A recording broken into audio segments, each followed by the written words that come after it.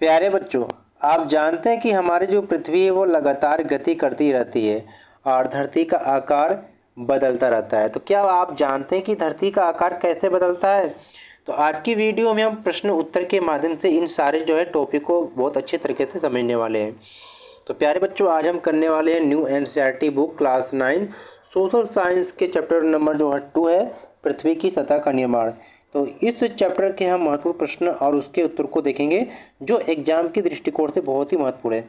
तो चलिए हम शुरू करते हैं। और इस चैप्टर में हम सभी टाइप के क्वेश्चन और उसके आंसर को करने वाले हैं, जैसे कि बहुविकल्पीय प्रश्न, अतिलघु प्रश्न, लघु उत्तरीय प्रश्न और दीर्घ उत्तरीय प्रश्न। ठीक है। और लास्ट में हम आपको ये बताएंगे कि आपको ये PDF कहाँ से मिलने वाली है। सोचो कि अगर आपको ये PDF मिल जाए तो चैप्टर की जो है तैयारी करना कितना आसान हो जाता है। ठीक है। तो चलिए शुरू करते हैं, वीडियो को लास्ट तक देखिएगा।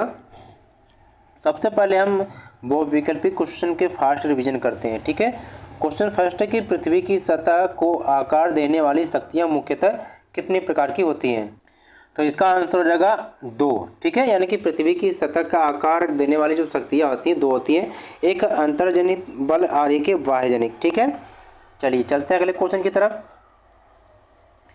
नेक्स्ट क्वेश्चन यहाँ पर है कि पृथ्वी के अंदर से उत्पन्न होने वाली शक्तियों को क्या कहा जाता है? तो पृथ्वी के अंदर से जो उत्पन्न होने वाली जो शक्तियाँ उसको हम कहते हैं अंतर्जनित बल कहते हैं, शक्तियाँ कहते हैं। ठीक है। तो यहाँ पर देख लेंगे। चलिए अगले क्वेश्चन को देखते हैं। क्वेश्चन नंबर जो 3 यहाँ पर क्या कहा जा रहा है कि निम्नलिखित में से कौन अंतर्जाल शक्तियाँ का उदाहरण है? तो यहाँ पर आपका भूकंप हो जाएगा, भूकंप हो गया, ज्वालामुखी हो गया, तो ये सारी चीज़ इसमें आ जाएंगे। ठीक है। अगला क्वेश्चन है कि बहिर्जात शक्तियाँ मुख्य रूप से कहाँ कार्य करती है? तो ये क्या है, बहिर्जनित शक्तियाँ जो होती हैं ये पृथ्वी की सतह पर कार्य करते हैं। ठीक है। यहाँ पर तो आंसर आप देख लेंगे बच्चों।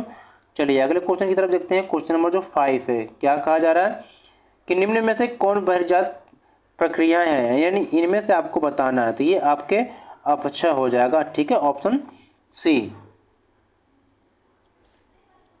क्वेश्चन अगला है कि प्लेट विवर्तनिक सिद्धांत के अनुसार पृथ्वी का स्थलमंडल किसमें विभाजित है? तो ये क्या कई बड़ी और कई छोटी प्लेटों में विभाजित है? तो यहाँ पर ऑप्शन बी सही हो जाएगा। ठीक है। क्वेश्चन नंबर 7 है बच्चों यहाँ पर कि टेक्टोनिक प्लेट किसके ऊपर गति करती है? ठीक है। तो ये आपका ऑप्शन बी सही हो जाएगा, अर्धध्रुवित कमजोर एस्थोनोस्फीयर के ऊपर। ठीक है। अगला क्वेश्चन है कि प्लेटों की गति का प्रमुख कारण क्या है? तो प्लेटों की गति का जो मुख्य कारण है मेंटल में संवहन धाराएं होती हैं। ठीक है। क्वेश्चन नंबर अगला है कि दो महाद्वीप प्लेट के टकराने से सामान्यतः क्या बन सकता है? जब दो प्लेट आपस में टकराते हैं तो वहां पर क्या बन सकता है कि मोड़दार प्लेट, यानी कि एक प्लेट इधर से आ रही है, एक प्लेट इधर से आ रही है, जब आपस में टक्कर होगा तो फिर क्या होगा, मोड़दार पर्वत का निर्माण हो जाएगा। ठीक है। चलिए आगे देखते हैं। हिमालय का निर्माण मुख्यतः किस प्रक्रिया के द्वारा हुआ या किस प्रक्रिया से संबंधित है? ये आप ऑप्शन बी हो जाएगा, यानी कि प्लेटों के अभिसरण और वलन से इनका निर्माण हुआ है। क्वेश्चन 11 यहाँ पर कि पृथ्वी की सबसे बाहरी परत कौन सी है? तो पृथ्वी की सबसे जो बाहरी परत है वो भूपर्पटी है। ठीक है। कौन सा है? भूपर्पटी है। तो इस चीज का ध्यान रखेंगे आप। अगर यहीं पे क्वेश्चन आपसे पूछे कि पृथ्वी की सबसे जो आंतरिक परत का क्या नाम है, तो वो आपका कोर हो जाएगा। ठीक है। तो दोनों आप चीज़ याद कर लीजिएगा, जो भी पूछेगा कर लीजिएगा। पृथ्वी का सबसे अंदरूनी जो है, पृथ्वी का सबसे अंदरूनी जो है भाग क्या कहलाता है? तो ये क्या कहलाता है? ये कोर कहलाता है, अभी हमने पढ़ा था। ठीक है। अगला क्वेश्चन यहाँ पर कि भूपर्पटी के नीचे कौन सी प्रमुख परत होती है? तो भूपर्पटी के जो ठीक नीचे होती है वो कौन सी परत होती है? वो मेंटल होती है। ठीक है। तो ये पृथ्वी के जो प्रकार है उसका नाम है, ये पागल वाला मेंटल नहीं है बच्चों। ठीक है। अगला कि अपक्षय का अर्थ क्या है? अपक्षय का अर्थ क्या होता है यहाँ पर? तो ये ऑप्शन ए है, नहीं कि चट्टानों का अपने स्थान पर टूटना और विघटन होना। अपर्दन का क्या अर्थ है? तो अपर्दन का मतलब होता है अपक्षयित पदार्थ का हटना और परिवहन होना। ठीक है। यानी कि जब कोई एक पदार्थ एक स्थान से दूसरे स्थान पर चली जाती है तो उसे करते हैं अपर्दन। ये अपर्दन 2 तरह से होता है, एक जल के द्वारा, एक वायु के द्वारा। ठीक है। निम्न में कौन नदी द्वारा निर्मित भू आकृतियां हैं? ये वी आकार की जो घाटियां होती हैं। ठीक है। ये आपको ऑप्शन ए सही हो जाएगा यहाँ पर।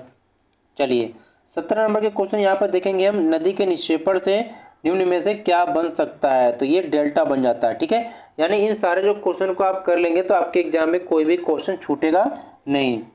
हिमनदों द्वारा सामान्यतः किस प्रकार की घाटी बनाई जाती है, तो ये यू आकार की घाटी बनाई जाती है। ऑप्शन बी यहाँ पर राइट हो जाएगा। ठीक है, अगला क्वेश्चन यहाँ पर है कि रेगिस्तानी क्षेत्रों में हवा द्वारा बनने वाली प्रमुख भू आकृतियाँ कौन सी है, तो ऑप्शन बी हो जाएगा कि बालू का टीला। ठीक है, अगला क्वेश्चन है कि समुद्री लहरों द्वारा कौन सी भू आकृति बन सकती है, तो समुद्री लहरों द्वारा कौन सी भू आकृति बन सकती है, ये बन सकती है ऑप्शन ए है समुद्री गुफा।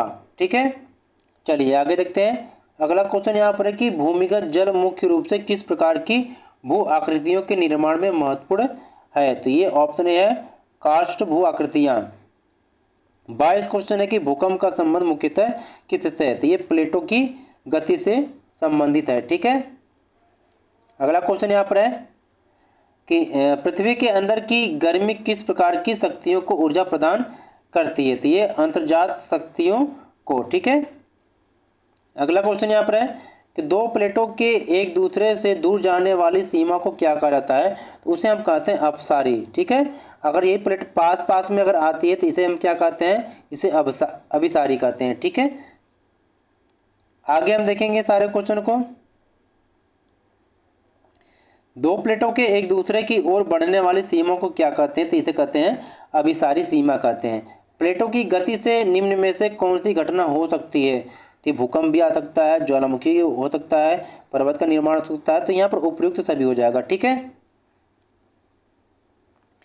क्वेश्चन नंबर 27 यहाँ पर कि किसी चट्टान का तापमान, जल या रासायनिक क्रियाओं के कारण टूटना किस प्रक्रिया का उदाहरण है, तो इसके अपक्षय का ये उदाहरण है। ठीक है, अगला क्वेश्चन यहाँ पर है, ध्यान से देखेंगे कि नदी द्वारा मिट्टी और चट्टानी पदार्थों को एक स्थान से दूसरे स्थान तक ले जाना क्या कहलाता है, तो इसे ये कहलाता है आपका परिवहन।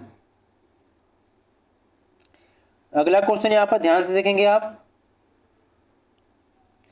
कि जब परिवहन किया गया पदार्थ किसी स्थान पर जमा हो जाता है तो उसे क्या कहते हैं, तो उसे हम कहते हैं निक्षेपण कहते हैं। ठीक है, निम्न में से कौन प्राकृतिक आपदा है, तो ये देखिए भूकंप भी है, ज्वालामुखी भी है, भूस्खलन भी है, तो ये यहाँ पर ऑप्शन डी यानी कि उपयुक्त सभी हो जाएगा। ठीक है, अब यहाँ पर हम अगले टाइप के क्वेश्चन करने वाले हैं।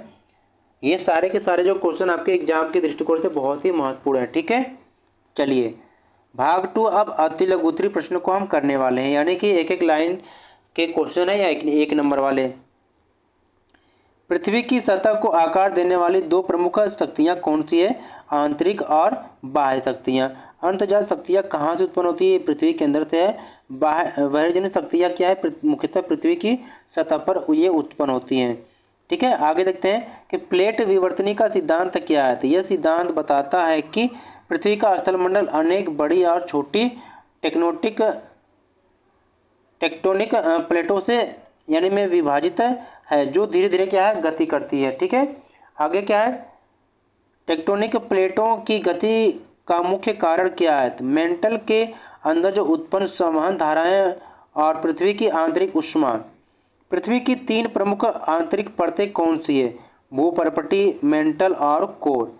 अपक्षय क्या है, तो चट्टानों का अपने स्थान पर टूटना या विघटित होना ही अपक्षय कहलाता है। ठीक है, अब अपरदन क्या होता है, इन क्वेश्चन को हमने एमसीक्यू वाले में पढ़ लिए हैं।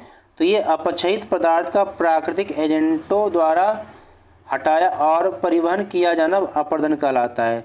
निक्षेपण क्या है, परिवहन किए गए पदार्थ का किसी स्थान पर जमा होना निक्षेपण कहलाता है। जैसे मान लीजिए कोई यहाँ पर मिट्टी अगर है तो ये एक स्थान से अगर दूसरे स्थान पर चली जाती है तो मिट्टी यहाँ से जब खिसकती है तो इसे हम कहते हैं अपरदन कहते हैं।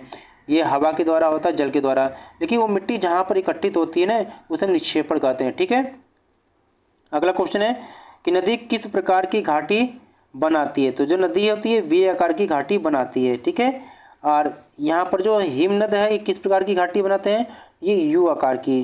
डेल्टा किसके निक्षेपण से बनता है, ये नदी द्वारा लाए गए अवसादों के निक्षेपण से बनते हैं। समुद्री लहरें किन भू आकृतियों का निर्माण करती हैं, तो समुद्री गुफाएं, मेहराब, स्टैक और समुद्र तट का निर्माण करती हैं। आगे देखिए, हवा द्वारा निर्मित एक भू आकृति का नाम लिखिए। तो बालू का टीला हो जाएगा। भूमिगत जल से बनने वाली एक भू आकृति का नाम लिखिए। तो ये क्या है? स्टेलेक्टाइट या स्टैगलेग्माइट। ठीक है। भूकंप क्या है? अगला क्वेश्चन है कि भूकंप क्या है? पृथ्वी की सतह के नीचे ऊर्जा के अचानक मुक्त होने से उत्पन्न धरातलीय कंपन को क्या भूकंप कहते हैं। ठीक इसी प्रकार से भूस्खलन क्या होता है? भूस्खलन का मतलब होता है जमीन का खिसकना, यानी कि ढाल पर चट्टान, मिट्टी या मलबे का गुरुत्वाकर्षण के कारण नीचे की ओर खिसकना भूस्खलन कहलाता है। ठीक है। हिमस्खलन क्या होता है? पर्वतीय ढालों पर बर्फ और हिम का तेजी से नीचे की ओर खिसकना हिमस्खलन कहलाता है। यहाँ पर GLOF का फुल फॉर्म आपको बताना, तो यहाँ पर आप देख लेंगे। ठीक है। अगला कि भू आकृति किसे कहते हैं? पृथ्वी की सतह पर पाए जाने वाले प्राकृतिक स्थल रूपों जैसे पर्वत, पठार, मैदान और घाटी को भू आकृति कहते हैं। अगला क्वेश्चन है कि अंतर्जात और बहिर्जात शक्तियों में अंतर है। तो अंतर्जात शक्तियाँ क्या है? कि अंतर्जात शक्तियाँ पृथ्वी के अंदर से उत्पन्न होती हैं। ये पर्वत निर्माण, वलन, भ्रंशन, भूकंप और ज्वालामुखी गतिविधियों जैसे प्रक्रियाओं को जन्म दे सकती हैं। बहिर्जात शक्तियाँ क्या होती हैं? बहिर्जात शक्तियाँ पृथ्वी की सतह पर कार्य करती हैं, जैसे नदी, हवा, हिमनद, समुद्री लहरें, भूमिगत जल इनके प्रमुख एजेंट हैं। ये अपक्षय, अपर्दन, परिवहन और निक्षेपण द्वारा धरातल को लगातार बदलते रहते हैं। अगला क्वेश्चन है कि प्लेट विवर्तनिक सिद्धांत को समझाइए। तो प्लेट विवर्तनिक सिद्धांत क्या है? तो प्लेट विवर्तनिक सिद्धांत के अनुसार पृथ्वी का कठोर बाहरी भाग कई बड़ी और छोटी टेक्टोनिक प्लेटों में विभाजित है। ये प्लेट नीचे स्थित अपेक्षाकृत कमजोर और गर्म परत के ऊपर धीरे धीरे गति करती है। प्लेटों की गति के कारण इनके बीच टकराव होता है, अलगाव या एक दूसरे के सापेक्ष खिसकने की घटना होती है। इससे क्या पर्वत, भ्रंश, भूकंप, ज्वालामुखी और महासागरीय संरचनाएं बन सकती हैं। ठीक है। आगे देखिए अगला क्वेश्चन क्या है यहाँ पर कि पृथ्वी के आंतरिक भाग का संक्षिप्त वर्णन कीजिए। तो पृथ्वी के आंतरिक भाग को मुख्यतः 3 परतों में बांटा गया है। एक है भूपर्पटी है, मेंटल, दूसरा तीसरा कोर है। भूपर्पटी क्या सबसे बाहरी और अपेक्षाकृत पतली परत होती है। भूपर्पटी के नीचे जो है मेंटल पाया जाता है। ठीक है। ये मोटी और अत्यधिक गर्म परत है। कोर क्या पृथ्वी का सबसे अंदरूनी भाग होता है जो अत्यधिक गर्म और घना है। ठीक है। इस प्रकार क्या है पृथ्वी की आंतरिक ऊष्मा अंतर्जात प्रक्रियाओं को ऊर्जा प्रदान करती है। अगला क्वेश्चन यहाँ पर है कि अपक्षय और अपर्दन में अंतर बताइए। ठीक है। तो अपक्षय और अपर्दन में अंतर क्या है? अपक्षय मतलब चट्टानों का अपने स्थान पर टूटना, विघटन या कमजोर होना अपक्षय कहलाता है। अपर्दन यानी कि टूटे हुए या अपक्षयित पदार्थ का जल, हवा, हिमनद या अन्य प्राकृतिक एजेंटों द्वारा हटाया और ले जाया जाना। ठीक है। अर्थात अपक्षय में चट्टान टूटती है जबकि अपर्दन में उस पदार्थ का हटना और परिवहन होता है। ठीक है। इन सारी प्रक्रियाओं को अच्छे प्रकार से आप समझेंगे। अगला है कि नदी पृथ्वी की सतह को किस प्रकार बदलती है। तो नदी अपने प्रवाह के दौरान चट्टानों, मिट्टी का अपरदन करती है तथा उन्हें एक स्थान से दूसरे स्थान तक ले जाती है। जहाँ नदी का वेग कम होता है वहाँ अवसाद जमा हो जाते हैं। नदियाँ वी आकार की घाटियाँ, जलप्रपात, विसर्प और बाढ़ के मैदान और डेल्टा जैसी भू आकृतियाँ बनाते हैं। ठीक है।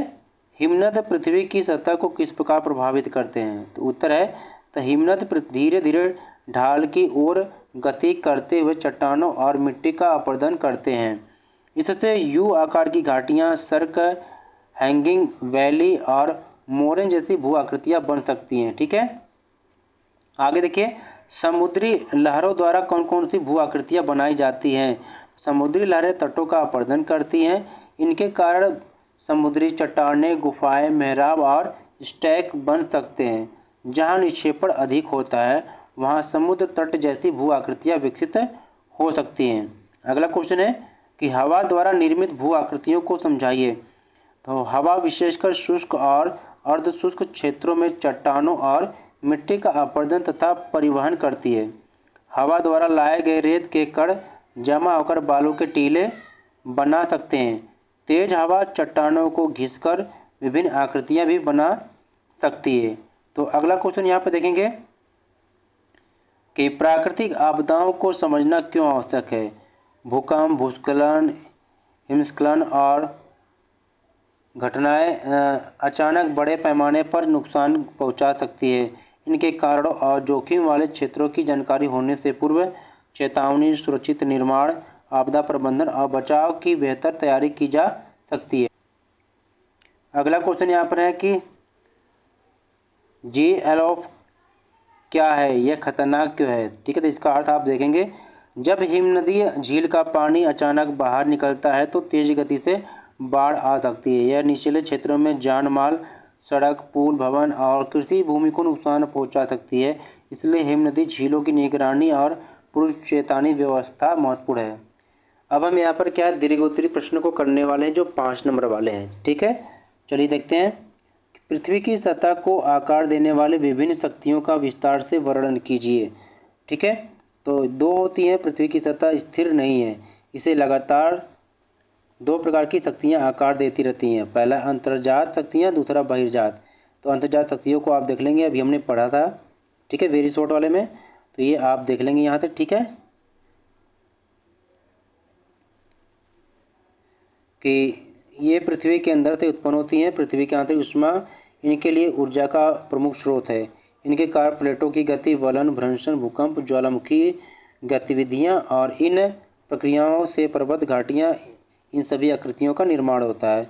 और बहिर्जात शक्तियाँ क्या है, ये पृथ्वी की सतह पर कार्य करती है, जैसे नदी, हवा, हिमनद, समुद्री लहरें, भूमिगत जल, इनके प्रमुख एजेंट हैं। ठीक है, तो ये सारी प्रक्रियाएँ हो जाती, इसको आप देख लेंगे। ठीक है, आगे देखते हैं कि प्लेट विवर्तनिक सिद्धांत की व्याख्या करना है। अब प्लेटों की गति के प्रभाव आपको बताना है। तो प्लेट विवर्तनिक सिद्धांत के अनुसार पृथ्वी का कठोर बाहरी भाग जो है अनेक बड़ी और छोटी टेक्टोनिक प्लेटों में विभाजित है। ये प्लेट नीचे स्थित अपेक्षाकृत कमजोर और गर्म परत के ऊपर धीरे धीरे गति करती है। ठीक है, पृथ्वी के अंदर की ऊष्मा के कारण मेंटल में संवहन धाराएं उत्पन्न होती हैं, जो प्लेटों की गति में क्या है, योगदान करती हैं। अब क्या है, प्लेटों की गति के प्रमुख प्रभाव क्या है, इससे क्या पर्वतों का निर्माण होता है, भूकंप आता है और ज्वालामुखी की गतिविधि होती है। अभ्रंश और दरारों का भी निर्माण होता है। नए महासागरीय भागों का निर्माण होता है। महाद्वीपों की स्थिति में भी दीर्घकालिक क्या है, परिवर्तन होता है। आगे देखते हैं, हिमालय का निर्माण भी क्या है, भारतीय प्लेट और यूरेशियाई प्लेट के अभिसरण से जुड़ा हुआ एक प्रमुख उदाहरण। आगे देखते हैं, यहाँ पर बताना है क्वेश्चन नंबर 3 में आपको। ठीक है, क्या बताना है कि प्लेट विवर्तनिक सिद्धांत के अनुसार प्लेटों की सीमाएं कितनी प्रकार की होती हैं, जैसे अभिसारी, अपसारी और रूपांतरित सीमाओं को भी आपको समझाना है। तो चलिए देखते हैं। प्लेट विवर्तनिक सिद्धांत के अनुसार प्लेटों की सीमाएं मुख्यतः 3 प्रकार की होती हैं, अभिसारी, अपसारी और रूपांतरण। ठीक है, तो अभिसारी को देखते हैं। तो जब 2 प्लेट एक दूसरे की ओर बढ़ती हैं और टकराती हैं तो उसे अभिसारी सीमा कहते हैं। इससे पर्वत, ज्वालामुखी और भूकंप जैसी घटनाएं हो सकती हैं। ये देखिए, यहाँ पर क्या प्लेट जो है आपस में जो पास आती हैं और टकराती हैं। ठीक है, अगला है अपसारी सीमा। जब 2 प्लेट एक दूसरे से दूर हटती हैं तो उसे अपसारी सीमा कहते हैं। इस प्रक्रिया में पृथ्वी के अंदर से मैग्मा ऊपर आकर नई भूप्रॉपर्टी का निर्माण करती है। अब देखिए, यहाँ पर क्या है, जो प्लेटें दोनों एक दूसरे के विपरीत जा रही है। ठीक है, आगे है रूपांतरण सीमा। जब 2 प्लेट एक दूसरे के समानांतर विपरीत दिशाओं में खिसकती हैं तो उसे रूपांतरण सीमा कहते हैं। इस प्रकार की गति से मुख्यतः भूकंप आते हैं। अब यहाँ पर देख सकते हैं। ठीक है, तो इस प्रकार से देख सकते हैं कि अभिसारी, अपसारी और रूपांतरण सीमाएं प्लेटों की अलग अलग गतियों को दर्शाती है और पृथ्वी की सतह में होने वाले अनेक परिवर्तनों का एक कारण। आगे देखिए, अपक्षय, अपर्दन और परिवहन और निक्षेपण की प्रक्रिया को समझाइए। तो चलिए देखते हैं। पृथ्वी की सतह को बदलने वाली बहिर्जात प्रक्रियाओं में अपक्षय, अपर्दन, परिवहन और निक्षेपण महत्वपूर्ण है। अपक्षय का मतलब होता है चट्टानों का अपने स्थान पर टूटना या विघटित होना। अपर्दन जल, हवा, हिमनद आदि द्वारा अपक्षयित पदार्थ को हटाना। परिवहन मतलब हटाए गए पदार्थ को एक स्थान से दूसरे स्थान तक ले जाना। निक्षेपण यानी कि जब परिवहन करने वाले एजेंट की गति या क्षमता कम हो जाती है तो वह पदार्थ किसी स्थान पर जमा हो जाता है। उदाहरण के लिए, नदी पर्वतीय क्षेत्र में चट्टानों का अपर्दन करती है उन्हें अपने साथ बहाकर नीचे लाती है और मैदानी या नदी मुख्य क्षेत्र में जमा कर सकती है। इस प्रकार ये चारों प्रक्रियाएं मिलकर क्या है, पृथ्वी की सतह को लगातार बदलती रहती हैं। ठीक है, अगला क्वेश्चन है कि विभिन्न आकृतियाँ विभिन्न प्राकृतिक एजेंटों द्वारा बनाई जाने वाली भू आकृतियों का वर्णन कीजिए। तो यहाँ पर पहले नदी है, तो वी आकार की घाटी जलप्रपात विसर्ग बाढ़ का मैदान डेल्टा बनाती है। हिमनद यू आकार की घाटियाँ सर्क हैंगिंग वैली और मोरेन समुद्री लहरें यानी कि समुद्री गुफा मेहराब स्टैक और समुद्र तट बनाते हैं। हवा यानी बालू के टीले तथा कुछ विशिष्ट पर धनात्मक चट्टानी आकृतियाँ। भूमिगत जल क्या करते हैं, गुफाएं, स्टैलेक्टाइट स्टैलेग्माइट तथा अन्य फास्ट भू आकृतियाँ। तो इस प्रकार अलग अलग एजेंट पृथ्वी की सतह पर अपर्दन और निक्षेपण करके विविध भू आकृतियों का निर्माण करते हैं। यहाँ पर नेक्स्ट एंड लास्ट क्वेश्चन को देख लेते हैं। ठीक है, कि भूकंप, भूस्खलन, हिमस्खलन और इन सारी आपदाओं से होने वाले जोखिम को कम कैसे किया जा सकता है। तो प्राकृतिक आपदाओं को पूरी तरह से रोकना तो संभव नहीं है, लेकिन इनके प्रभाव और जोखिम को कम किया जा सकता है। भूकंप को कैसे कम कर सकते हैं, तो भूकंप रोधी भवन निर्माण, सुरक्षित निर्माण मानकों का पालन और नियमित आपदा अभ्यास आवश्यक द्वारा। भूस्खलन के लिए क्या है, अस्थिर ढालों की पहचान, उचित जल निकासी, वनों की रक्षा तथा संवेदनशील क्षेत्रों में सावधानीपूर्वक निर्माण आवश्यक है। आगे देखिए, हिमस्खलन मतलब क्या है, जोखिम वाले क्षेत्रों की पहचान करना है, निगरानी और चेतावनी व्यवस्था उपयोगी है। इसको भी देखेंगे। हिमनदी झीलों की निगरानी, जल स्तर की जानकारी, पूर्व चेतावनी प्रणाली और जोखिम वाले क्षेत्रों में आपदा तैयारी महत्वपूर्ण है। इस प्रकार वैज्ञानिक जानकारी, उचित और योजना और समय पर चेतावनी से प्राकृतिक आपदाओं से होने वाले नुकसान को काफ़ी कम किया जा सकता है। तो वीडियो देखने के लिए बहुत बहुत धन्यवाद। ठीक है, आपके सपोर्ट से ही हम आगे बढ़ रहे हैं। वीडियो आपको पसंद आए तो वीडियो को एक लाइक ज़रूर करना, क्योंकि मोटिवेशनल मिलता है। और इस वीडियो को अपने फ्रेंड्स के साथ शेयर करना और भी वीडियो देखने के लिए चैनल को सब्सक्राइब कर लेना। अगर आप चाहते हैं कि आपको इसकी PDF मिल जाए तो आपको हमारे टेलीग्राम ग्रुप ज्वाइन कर लेना, यहाँ पर आपको PDF मिलेगी। और बाकी अपडेट के लिए आप इंस्टाग्राम भी ज्वाइन कर सकते हैं। ठीक है, तो फिर मिलते हैं। आपका एक छोटा सा सपोर्ट क्या हमें आगे बढ़ने की ताकत देता है। Thank you. फिर मिलते हैं एक नई वीडियो के साथ। तब तक नमस्कार बच्चों।